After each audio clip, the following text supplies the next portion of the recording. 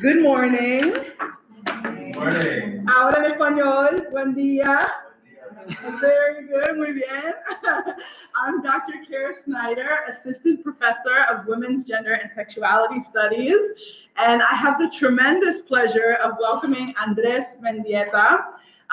Today you'll be hearing his talk, but before I introduce Andrés, let me say some thank yous to folks who made this possible. So Women's Gender and Sexuality Studies, my home department, Liberal Studies Visiting Scholars Program, the Anne Braden Institute for Social Justice Research, the Commonwealth Center for the Humanities and Society at U of L, the U of L Philosophy Department, U of L Latin American and Latino Studies Program, the Office of International Equity and Engagement Programs, and a special thank you to Jason Sarn, Annika Hagstrom, Janita Jaibaeva, Jan Rayburn, Lloyd Cotter, Don Heineken, Kelly Walton, and Antonio Skiprianidis for all of your behind-the-scenes work. So, what you're going to hear now is a presentation by Andrés Medieta towards a transmasculine genealogy in Argentina, achievements, resistance, and activism. Andrés Medieta is a PhD student in Spanish and Portuguese at Northwestern University. Andrés holds an MA in Gender Studies from the Universidad Nacional el 13 Febrero, where he teaches seminars on queer and trans theory. His research focuses on trans and queer theory, 19th century Latin American studies, and archival studies. He is also a transmasculine activist in Argentina. Please join me in welcoming Andrés Medieta. Thank you so much, Cara, for this presentation, and thank you all for making this possible. I'm so excited to have this conversation with you, and I'm pretty curious about your comments, your suggestions. Everything is very welcome because it is a work in progress, and I'm so excited to have this talk. Okay, I'm going to start. Latin American transmasculine individuals have often been erased from public discourse, both within their societies and within trans status. On the one hand, within the region, it is frequent to hear that trans masculinities are invisible. This invisibility, or rather, this erasure of our subjectivities, is directly related to the fact that trans masculine identities are often not recognized as such and are disregarded. This situation can be attributed both to anti-trans discourses from conservative and progressive sectors, including trans-exclusionary radical feminist TERF, and to some sectors that consider themselves allies of a trans movement, yet do not address its plurality. Cis-sexist historical narratives have often also overlooked certain aspects of our histories that are crucial for understanding our biographies and our community building and political practices. Within trans studies, Latin America transmasculinities have also tended to fall through the cracks. On the one hand, as a whole, trans studies lean on global North-centric academia, similar to queer, gay, and lesbian studies. Moreover, work on trans in Latin America from both within and outside the region usually focus on travestis and trans women. I just want to clarify that when I say travesti, I'm not saying transvestite. Travesti is a very political identity in the south of Latin America. So, transmasculine contribution to Latin American trans rights movements have also been undervalued and at times even ignored. In this talk, I'm going to focus on Argentina, but also I'm going to talk a little bit about transmasculinities in Latin America, specifically in the southern region. I will begin by recuperating certain historical subjects who are often read through a cis-sexist framework as example of strategic transvestism, a category that suggests that masculine transvestism was employed as a ruse to gain upward social mobility. I will instead focus on these subjects, narratives, histories, and first-person accounts. Second, I will highlight the narratives, practice, and experiences of individuals who transitioned during or soon after the region's dictatorial period in the 20th century. In doing so, I suggest differences in the condition of possibilities of the emerge of transmasculinities, communities, and subjectivities.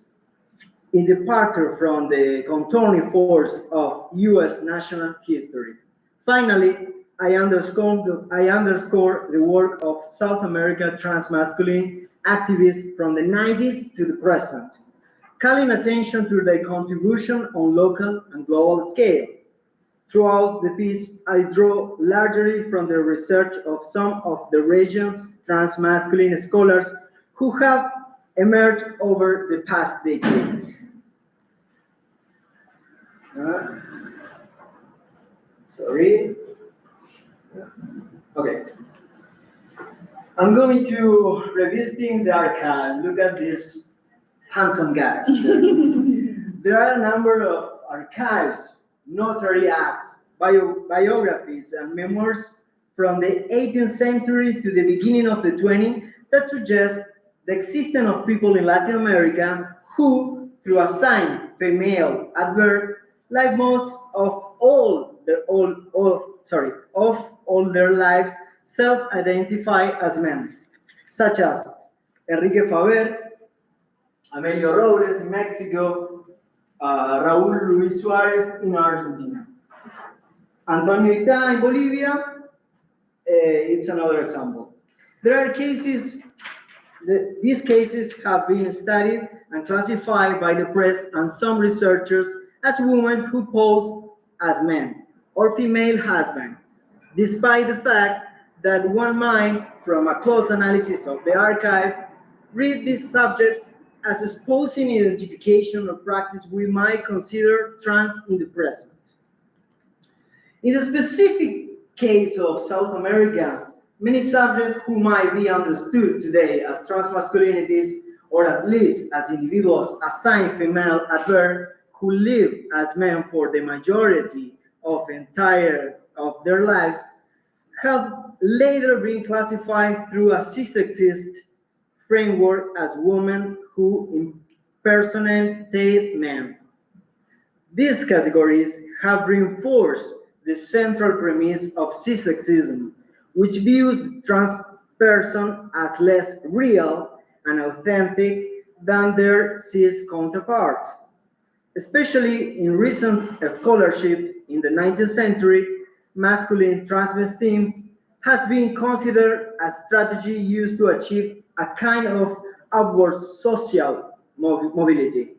Such an interpretation also contributes to denying this subject agency, although it could be problematic to associate these individuals with trans masculinity during a time when such a category did not exist. It is also true that those who wrote or interpreted these stories did not hesitate to label the subject who are not allowed to name themselves as imposters. But also, I want to say that I understand trans as a methodological approach rather than a category. In other words, I'm interested in what trans does rather than what trans is. Instead of placing people into fixed category, I think we could follow Susan Stryker's transhistorical exploration of documents. This means paying attention to those who move away from the gender they were assigned at birth, people who cross the boundaries they culture as contract to define and contain their gender. As mentioned above, strategic transvestism is one of the most frequent ways to refer to those who might today be named or understand as transmasculinities, given that most historians interpret their passing as the opposite sex as a means to achieve power or reap their benefits. In contrast, cultural critics such as Juliana Martinez reconstruct and criticize this sexist reading of some subject life, like in the case of Enrique Faber in Cuba, following Martinez and reading against the archival grain, we can prioritize these person-scared first-person testimonies and how they name themselves to narrate their stories and recover their trajectories. This is the approach also espoused by Marta Vicente, who emphasized the importance of using individuals' own descriptions, while also upholding the utility of trans such as trans to encompass the experience of not living in one's assigned gender across history. In this manner, the alleged non-sexist of transmasculine histories in South America, or at best, their limited existence, is strongly linked to the denial of these individuals' practice, narratives, and life experiences of masculinities. Some first persons, narratives, and pictures, like the pictures that you already saw, that I found in the archives, speak of their experiences and desires that contrast with how they are produced, regulated, and inscribed within discourses of power by dominant institution or the tabloid press. Just one second.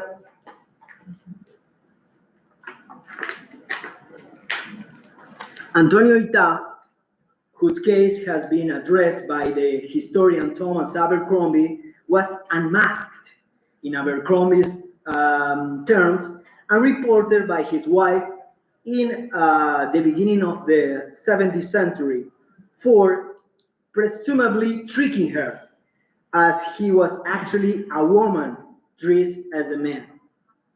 If we look at the sources, we can see that Antonio had served as the governor of the town of Moxos in Bolivia, while living as a man under the same name.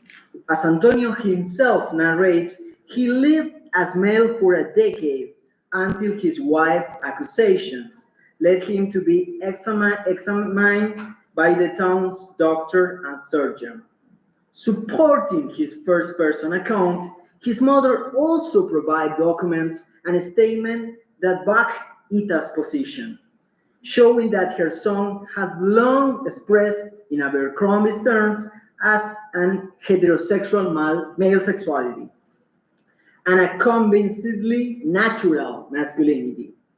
So if we read Antonio's and his mother's testimonies without this sexist bias, we can claim that Antonio was living as a man many years before any institutional position of power was available to him.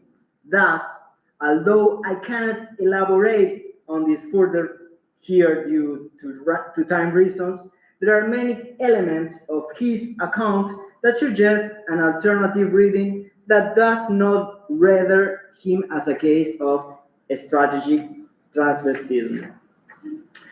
Another interesting case is that Raúl Luis Suárez, who obtained his national identification documents in Argentina in the first part of the 20th century, by which he was officially recognized as a male citizen.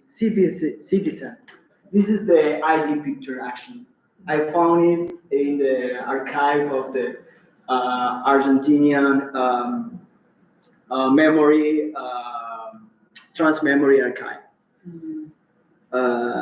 As a historian, Patricio Simoneto reconstruct Luis Suarez married Amelia Gomez and lived his whole life as a man, even moving through high society and holding prestigious jobs like being a customs officer.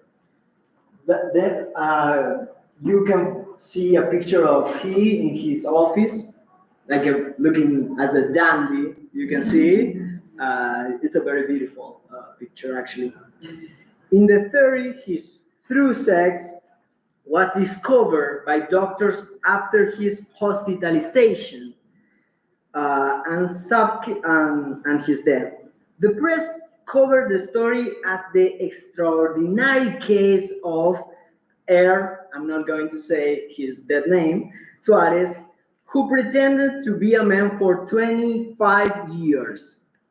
The medical system of the time examined his body after his death and even weighed his brain to understand how he managed to pass as a man for so long. Despite all this, Raúl succeeded in living as he felt and even obtained an ID with a male name by using his brother's birth certificate when he immigrated from Spain to Argentina. Previously, Arturo de Aragon had also been classified by the same magazine as a case of mujer-hombre, male-women. Like Raúl Luis Suárez, Arturo lived much of his life as a man who was known for dressing well and for having had the opportunity to be mixed up in the more than one amorous situation with women. I'm quoting the magazine.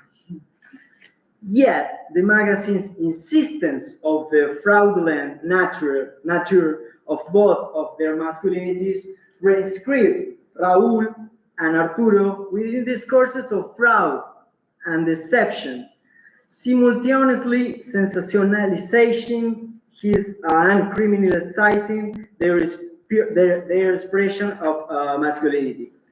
It also denies the agency they exhibit in constructing various practices and experience of masculinity. The stories of Antonio, Raúl, and Arturo are not isolated incidents.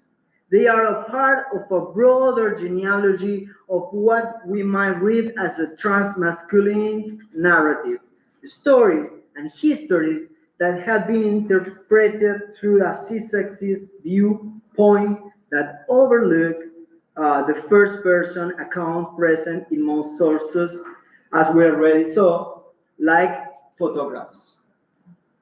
This model of narrating these subjects' lives is not only present in writing on the 19th or early 20th century, but it also persists when referring to periods when categories such as transsexual or transgender had already been adopted by transmasculine communities. This is to say, even self-identification with transgender, or transsexual manhood or masculinity has been mostly disregarded by the press and by some segments of feminists and LGBTQ plus activism, even in the present. We could say that the transmasc invisibility is strictly related to being omitted, erased, or mistaken, generally with butch lesbians or with cis guys, thus not being acknowledged as transmasculinities. This is a phenomenon that prompts several questions.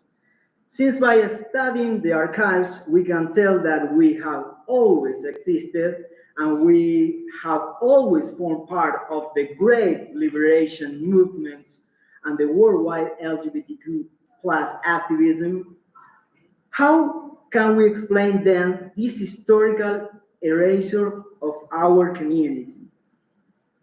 This erasure is something explained as an effect of the transformational process of our bodies due to the use of testosterone.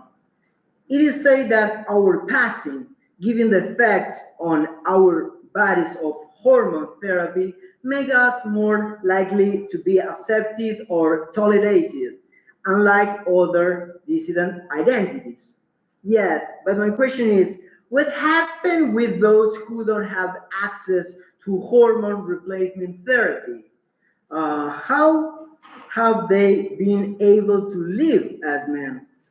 If we research the history of trans men who lived in previous century, we can see that the vast of the majority never underwent hormones replacement therapy because it doesn't exist. Still, they live embodying their masculinity identity.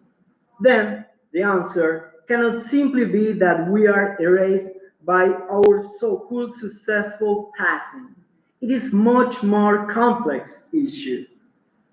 I believe that to comprehend transmasculine invisibility, we should think of biomedical interventions simply as one element in the complex process that leads to transmasculine construction. This is why I'm interested in the characteristics that exceed what has been the focus of the pathologization medical discourse, which, as trans sociologist Michael Misset says, renders the trans subjectivities to an experience solely related to the body and the need or the lack thereof to modify it.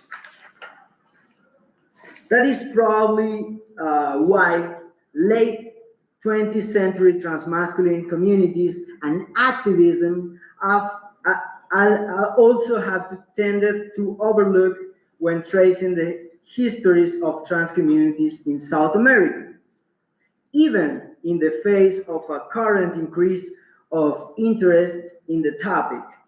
In the following section, I highlight some potential milestones in transmasculine genealogies in the regions.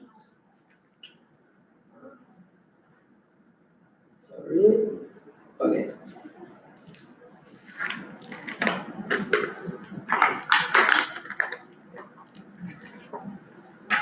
The temporality of transmasculine communities varies between and across regions, shaped in part by political and historical conditions. In the United States and Canada, the 70s saw a growth in FTM communities with the emergence of the first transsexual male groups and publications, led, for example, by Rupert Raj in Toronto and Luz Sullivan in San Francisco. In contrast to the United States and Canada, a large part of Latin America was controlled by military dictatorships between the 60s and the 80s, which established particular conditions of possibility for medical transitions, community building, and also political activism. This dictatorship, while at times network, had uneven national effects on medical transitions. For example, in Chile, the government of the dictator Augusto Pinochet allowed some individuals to undergo surgical interventions and to obtain legal gender recognition between the 70s. Fernanda Carvajal holds that the Chilean authorities might have been favorable towards this process as they serve to realign or correct what the authoritarian regime designates as deviant bodies within a conservative moral order, of course. In contrast, in other countries such as Argentina and Brazil, genital reassignment surgeries were illicit under dictatorship governments. Specifically in Brazil, there existed a general prohibition against what was considered by the military government to be a mutilation. In Argentina, during this period, such operations were forbidden under national law, unless authorized by a judge. This context similarly frames some of the first recorded transition of men who have been self-identified as transsexuals or trans. In Brazil, João Neri underwent clandestine gender-related surgeries at the end of the 70s during the Brazilian dictatorships when these operations, as I said, were illegal. He also acquired mail documentation during this time by claiming at civil registry office that his birth certificate had never been registered as a child. This change in documentation deeply affected his professional life. However, he lost the ability to use his professional degree as a psychologist specialized in gender and sexuality. And it was issued under his previous name.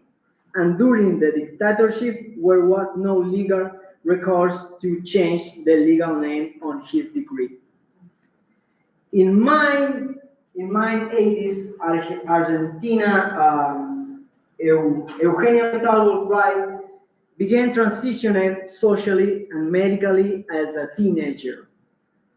Although the country's most recent dictatorship have ended in the beginning of the 80s, individuals considered to be sexual or gender deviants continued to suffer harsh persecution at the hands of the police. Talbot Wright,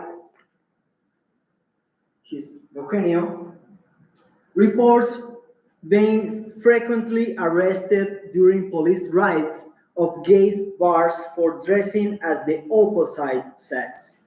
Similar regulations were still in force throughout the country until the 90s and 2000s, although the effects of such regulations have been studied only for trans women and travestis. Travel and the transnational circulation of knowledge was also very important in both individuals. Neri recounts having learned about transsexual surgeries on a trip to France, where he read about them by chance in a medical journal he found in a bookstore. Talbot Wright traveled to Chile for gender-related operations, which was also a common practice among trans women to circumvent the requirement for judicial authorization in Argentina. He later attended a university in Cuba.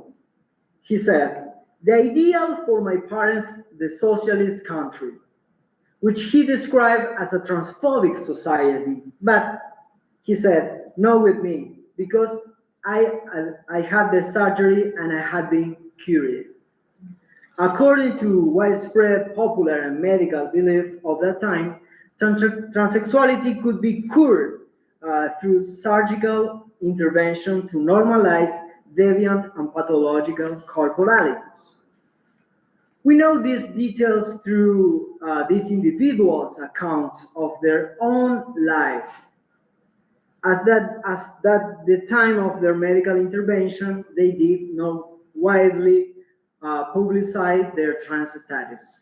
Both came for publicly in 2010, during the time when community activism generate more visibility and rights for trans individuals. Neri anonymously published his autobiography, Erro di persona, Joao or Joao, wrong person, Joanna or Joao, in the late 80s. He became visible trans and an active member of the transmasculine community only in 2011. So you can imagine the time. And that's the book cover, which is a great book. I'm not sure if it is translated to English, but I feel like it's in Portuguese at the moment, unfortunately. But when he published an updated version of his memoirs, this time under his own name, Viagem Solitária, which is Solitary Journey, Memoirs of a Transsexual 30 Years Later. That is the name of the book now. In Talbot Wright's case, as the son of desaparecido, that you have what is desaparecido in Argentina, a political activist kidnapped, tortured, and exterminated by the dictatorial government, He had participated in anti-genocide human rights activism starting in the 90s. Through he experienced resistance from some of the relatives of desaparecidos, who considered his presence shameful. In the late 2010, he began to share his story with the press and to participate more visibly as a trans activist.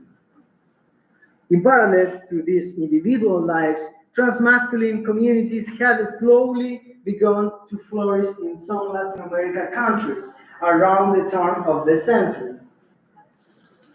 Most of the organized trans-masculine groups in the region emerged from the 2010 onwards. However, transsexual and transgender male activism began to develop in the 90s within broader organizations. In Argentina, Ivo Schuster was a part of the country's first transsexual organization, Transdevi, that is the magazine. Transsexual for the Right to Life and Identity. Founded in early 90s, this organization advocates for legal gender recognition for sex change surgeries within the country.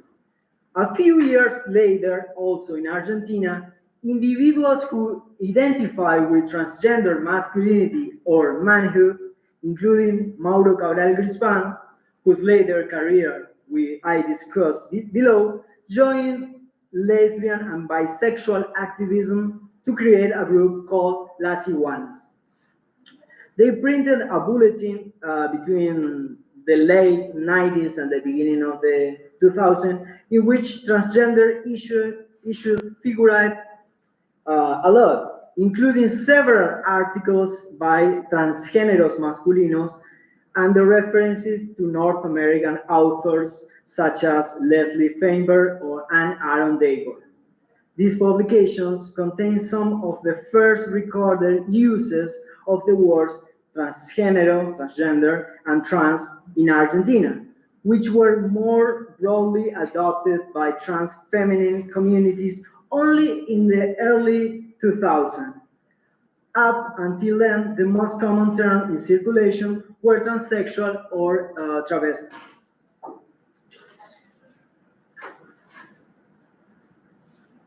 It's a very beautiful picture.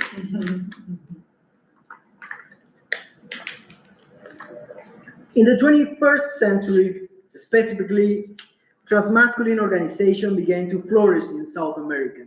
For example, Entre Tránsitos were created in Colombia at the beginning of the of the of the tw- of the ¿cuántos mil? Sorry. 2000, ¿cómo es? 2000. 2000, sorry. Hombres Trans Argentinos was founded in 2010, and 1 year later, the Association of Travestis, Transexuales y Transgéneros in Argentina created a dedicated space for trans men, ATA Hombres Trans Men. While in Brazil, the Associación Brasileira de Homens Trans and the Instituto Brasileiro de Transmasculinidades were established between the same period. However, many trans male activists from the region are also notorious for advocacy work that reach across communities and waves together different geographic scales. In Chile, for instance, in 2005, Andrés Rivera Duarte founded OTD, Transsexual Organization for the Dignity of Diversity, an organization devoted broadly to trans rights. The OTD work locally towards achieving human rights for all transsexual individuals. And in 2009, it became the first organization to gain consultative status, a status granted to non-government organizations that allows them to have a voice within major global organizations. In Argentina, the aforementioned Mauro Cabral Grispan was already involved in the regional and global advocacy in the early 2000s, focusing on trans and intersex issues.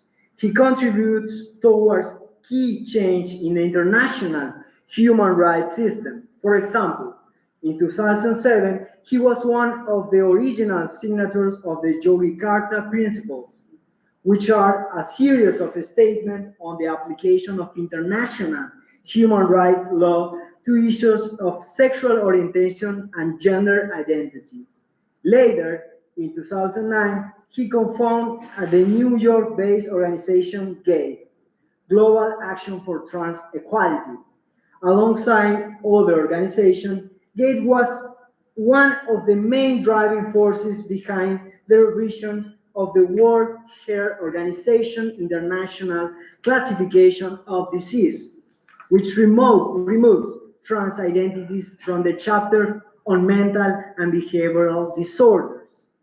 This activist and organization had a local as well as global impact, as you can see. In Chile, we're okay with time? Okay, perfect. In Chile, the OTD helped achieve some of the first instances of legal gender recognition without genital reassignment. In Argentina, the Yogyakarta Principles were later a key precedent for the country gender identity law, which even a decade later continues to be considered cutting edge, given that it grants all individuals the right to their gender identity, including despathologized, cost-free access to legal gender recognition and or transitional health care if they want. Although trans women and travestis are more often credited for achieving this law, Cabral Grispan and other trans men such as Tadeo and the activist Fernando Rodriguez from Hombres Trans Argentinos played crucial roles and were integral to the law passage. Because if there's one thing I want to tell you and that I'm very proud of, is that we achieve a gender identity law like the one we have is because the trans movement was very, very involved. Not only in drafting it, but also in the discussion in the House of Representatives and with the government at that time to make in a state policy. Since the approval of this law, anyone may request to the civil registry the change of sex and name in his or her or their identity card and birth certificate solely by manifesting his or her or their will to change it. Unlike what happened in other countries, the people will not need interventions or any judge or a medical diagnosis or witnesses or have to wait a certain period before being granted the change of the documentation. Moreover, both the public and private health system must ensure comprehensive health care for trans people and cover hormone treatments, sex reassignment surgery, or any other treatment they need. There is no need for judicial intervention or diagnosis of gender dysphoria or gender identity disorder. In this sense, we could say that the Argentine state pathologizes trans identities and non-binary people as well. Everyone is asking, how did you got it? It is not easy to answer that question by reviewing what happened in the past 10 years. We can just understand a little better the process. It's really important to highlight the impact of the Argentine Equal Marriage Act to understand how such an advanced norm as the gender identity law was approved. The previous public debates around the Equal Marriage Act, there's a you can see something about the law here. I was saying that is the previous public debate around the Equal Marriage Act were fundamental. In mid 20, 2010, Argentina recognized equal marriage. The Parliament's social and media discussion of the Equal Marriage Act set in the society the issue of LGBTQ plus rights as something that should be recognized and protected. Since then, the activists in every intervention to defend equal marriage use the media and social networks to insist on the importance of Congress also passing a law on gender identity. It was not just a slogan. We were convinced, and we still believe, that the law on gender identity law was extremely necessary for its consequences on the life of trans and non-binary people, and it was an enormous achievement. However, it was a law much more difficult to explain to society at that time, more complex, full of details. Equal marriage, however, was a quote simple. We want the same rights with the same name, we insist. As we said, the gender identity law was passed in Argentina in May 2012, more than 20 years ago, guaranteeing to free developments of individuals according to their gender identity. This, as I say, this procedure only requires the patient-informed consent, the people informed consent. Also, in Argentina, trans men play leading role in the struggle for trans reproductive rights and justice. In the beginning of the 2010, several activists such as Radi, Francisco Sfer, Tomás Mascolo, and organizations such as the Frente of Transmasculinidades raised their voices for the inclusion of transmasculine individuals within the abortion rights movement, which rose in a prominence until the National Congress passed a bill rendering termination rights in 2020. Although they didn't achieve their include with negotiation around the issue, the success in expanding the language of the bill to include persons with the capacity to gestate, in addition to women. In parallel, other trans men sought to make visible the obstacles they encounter in accessing assisted reproductive technologies or pregnancy health. In our country, Argentina, it's still common to hear that transmasculinity is a new phenomenon, with at most single decade of history. But as this piece has suggested, individuals who identify with transgender, or transsexual masculinity have existed in South America for at least half a century. And people assigned female at birth have lived in the region as male for longer.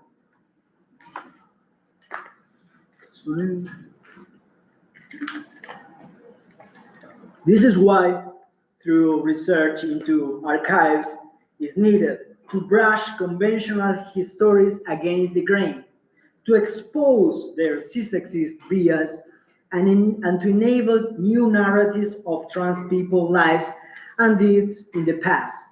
In doing so, the erasure of their experiences will no longer be reproduced in and by historical accounts. Yet, our call for anti-cis-normative readings of transmasculine lives extends beyond historical accounts and indeed beyond academic scholarships. The urgency of this task materializes in the story of a young Argentinian trans man, Tehuel de la Torre. After his disappearances in early 2021, parts of the press and some feminist organizations have framed the situation as a case of violence against women, or even as a femicide, despite repeat demands from the transmasculine community to respect his gender and find him alive. This constitutes an example of the physical discursive, and epistemological violence that often render transmasculine lives unliable, agreeable, and unimaginable. Although the brevity of this talk has allowed me to explore only a few examples of transmasculine existence in a limited number of South American countries, we also hope this brief overview serves as an indication of how the temporalities, spatialities, and modalities of transmasculine existence are contingent on local and regional historical, cultural, and political conditions. Without denying the possibility similarities comparative research might find, I believe it is necessary to call into questions the universality of transmasculine genealogies drawn for global North position. A deeper exploration of South American transmasculine politics will also show how its agenda is rooted in a specific circumstances, like any trans movement. For example, as we show elsewhere, the strong presence of transmasculine activists in Argentina, reproductive rights movements, might not have been possible if the country had not despathologized trans identities, thus eliminating forced sterilization. Despathologization itself might not have been a goal of the country trans movement if its health system had resembled in the US private healthcare system. And that is a very interesting a discussion that we have with our US peers and trans movements here, where the loss of insurance coverage for gender affirmative pressures is a concern. Again, this line of research could serve to provincialize analysis of global North transmasculine agendas as well, interrogating their own condition of possibilities.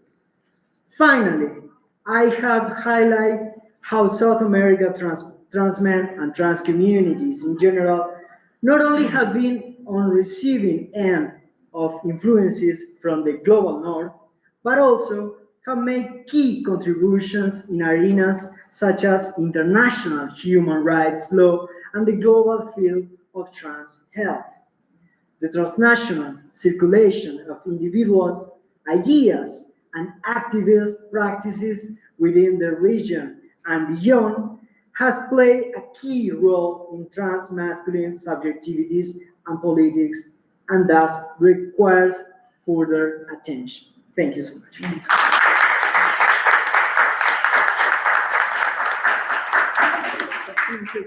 Thank you so much, Andrés, for this talk. Hello again, everybody, the new people who came in. So now we have about 15 to 20 minutes for a Q&A. Which brave person would like to ask the first question? Go for it, Carl. Thanks so much for coming. Really lucky to have you here. Those photos, I mean, all the photos, you have tremendous, it's a tremendous presentation and amazing material. I'm excited to see what you publish your dissertation and what comes out of it. And thinking about the 100 years between sort of the early 20th century and the 19th century. 19th century, even more. Oh, yeah. But thinking about the question of what trans does, across these two, this big gap of time, I guess it's a really wonderful question. And those early photographs, those portraits are so beautiful, right? And sort of an image of like sort of erudite bourgeois masculinity of thinking independently office. And one of the things it seems like it does is to challenge sort of biological determinist ideas of gender, right? That we have to weigh this brain. How could it be possible? Like sort of this sort of response. But it also troubles the idea that trans people were erased or invisible, because obviously not. We found them, right? There was a scandal. Yeah. So they weren't erased. On the contrary, they were maybe trying to not be found out, right? There was a sort of aspiration around invisibility. You'd say stealth today, right? And then to fast forward, so what's happening now? What does trans do now versus then?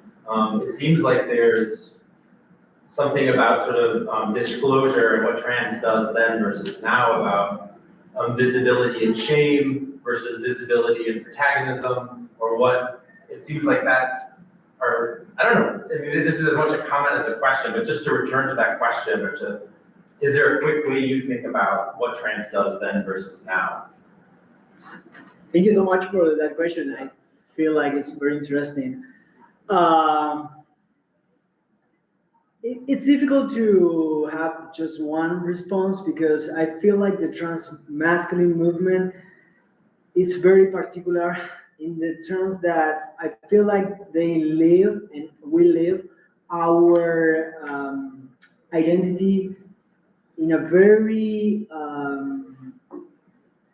how can I say that, in a very, it's difficult to think in a community for some reason. I think there is something about to live the transition alone, and I feel like there probably could be a key to think about how the thing change. You know, I mean, even though there's a group of people that are visible, I feel like there still there we have we have this question of invisibility because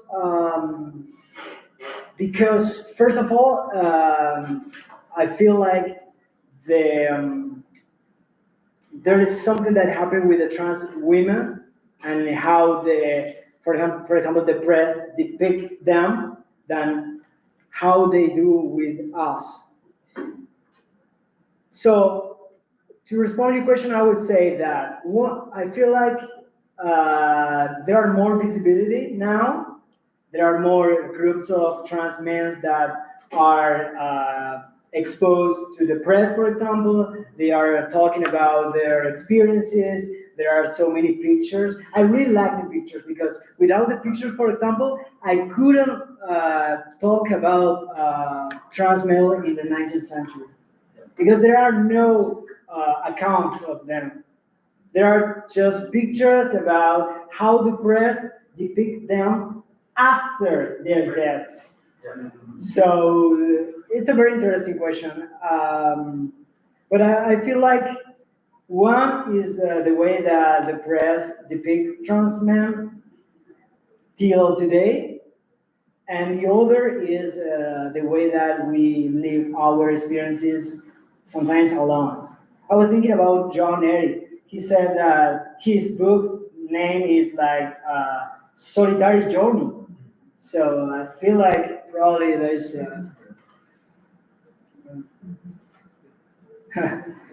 yeah. Thank you for your presentation. And my specialty is looking at communities of African ancestry. So is there visibility of Black trans men and women in Argentina, like right now? That's a great question. Yeah, there's a group of people that they call marrones, which is not the same category here in the States. Marrones are more related with indigenous communities. So there's a group of marrones, transmasc, which is kind big in Argentina. And also it's about class, you know. Another thing that is related to the question of the photographs on the visibility is I couldn't find pictures of transmasc, Black or marrones. I just found one picture of the trans woman who was indigenous, and we don't know anything about her name, her nothing at all. And we have a lot of information, and we have just the background of these guys. That's why I'm trying to think about the question of the visibility with class and race. That's a very important thing. I can ask a follow-up to this question of visibility. So you're talking about 2010 as this pivotal moment, but you also trace this long historical trajectory. I'm wondering if you could summarize what is gained and what is lost in the 2010s. So you know that my book is thinking about opacity, so not just visibility, but also strategic invisibility. So can you talk a little bit about what's gained and what's lost as communities become more visible? Okay, that's a good question. I feel like the key point of my dissertation would be the visibility, because I feel like the invisibility, it was also a possibility to live, because we used to think invisibility because of I feel like the proud movement of the LGBTQ plus movement try to push out the visibility, which is very important. But at the same time, the visibility, it was also a possibility to live and to confront to the violences of the war. So I feel like with the gain of visibility, we have the opportunity to talk about things. For example, the justice reproductive rights that are really important, and nobody knows that trans people needs to, for example, would need an abortion, or or have access to reproductive, justice. So I feel like we gain these public discourses, and we have the possibility to talk about things that nobody knows with the visibility. Especially, I feel like during the abortion law, it was a big opportunity, and also the gender identity law, because the situation is different in the case of trans women and travestis identity. We have a specific needs. So I feel like we gain in terms of rights. I would say that. Other questions? Any questions from the students? Yeah, go ahead. I feel like this is, I'm going out here. Maybe a role that, for example, right, like these iconic photographs of transmasculine people. I have to say also him being from the state of Febrero, which was also claims, Black, Black culture, right? Because it's part of those communities. And so I guess it's a couple questions. One is I just think about like the conditions of that photo. Like I keep thinking like, who took that photograph? Like, do you know what I mean? Just the actual, like, there's so much agency in the embodiment of the photograph, like the gaze of the photograph, and right, the gaze of that photograph is so intentional and constructed. Also, dare I ask, in collaboration with the photographer? I don't know, right? But so it's like a couple things for me around. I can't help but think of saying Hartman's work in critical fabrication and like sort of where we go. Obviously I'm thinking about making some artwork, but you know what I mean? Like, yeah, of course. That opens up around like what is clearly there. Yeah. Those critical gaps. Thank you so much for your question. I'm totally obsessed with how this is possible. Amelio Robles he went to a studio and asked to be photographed just like this. He was recognized as colonel of the Mexican Revolution. And I feel like this picture is iconic, because if we think in Amelio Robles, we think in this picture. And I feel like he knew about the possibilities of the photo of that time. Because, the pastor, the guns, yeah. This picture was taken by Caras y Caretas, which is the magazine, and I found this amazing because the photograph of the magazines went to Arturo's house and took this picture. And he's like a dandy or something like that, or not? And this is the IG picture. And I love that because I feel like there's a smile. Talking about a critical population, I feel like there is a smile in his face in this picture. So yeah, I am totally obsessed about to try to recover what happened with behind these pictures. Yeah. Other questions?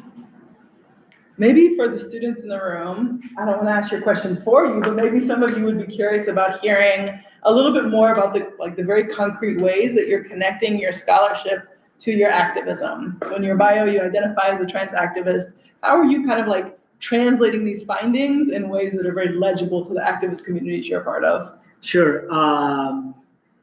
That's also very challenging for me because I feel like I have the responsibility to talk with and within my community. But when I was an activist and when I was a kid, I had no idea what was a trans man. So I suffered the lack of visibility of trans male trajectories. And when I talk with my community in Argentina, we also talk about the lack of trans male history.